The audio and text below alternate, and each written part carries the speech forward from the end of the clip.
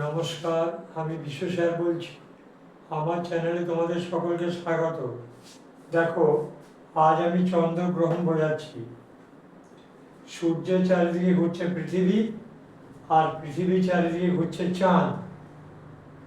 এইভাবে ঘুরতে ঘুরতে পৃথিবী যখন সূর্য এবং চাঁদের মাঝে এসে পড়ে, তখন হয় চন্দ্রগ্রহণ।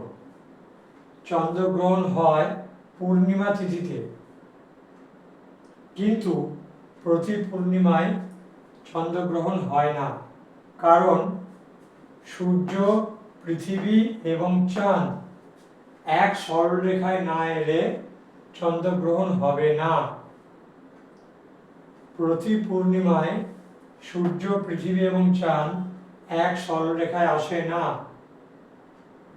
কোনো কোনো পূর্ণিমাতে পৃথিবীটা কিছুটা উপরের দিকে বা কিছুটা নিচের দিকে, অথবা চাঁদ কিছুটা উপরের দিকে বা কিছুটা নিচের দিকে থাকে।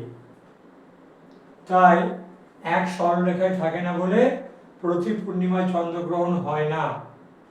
চন্দ্রগ্রহণ কি করে হয় দেখো, যখন সূর্য, পৃথিবী এবং চাঁদ এক সরলরেখায় এসে পড়ে, তখন সূর্যের আলো পৃথিবী দ্বারা বাধা পায় এবং পৃথিবীর একাংশ থেকে চাঁদের উপর পৃথিবীর ছায়া পড়ে।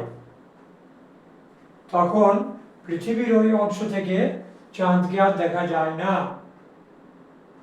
সেটাই হলো চন্দ্রগ্রহণ।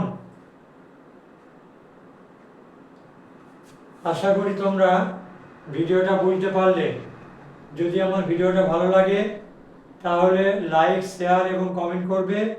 আর যারা আমার চ্যানেলটি এখনো সাবস্ক্রাইব করনি তারা অবশ্যই সাবস্ক্রাইব করবে এবং পাশে বেল আইকনটি টিপে অল নোটিফিকেশন করে দেবে।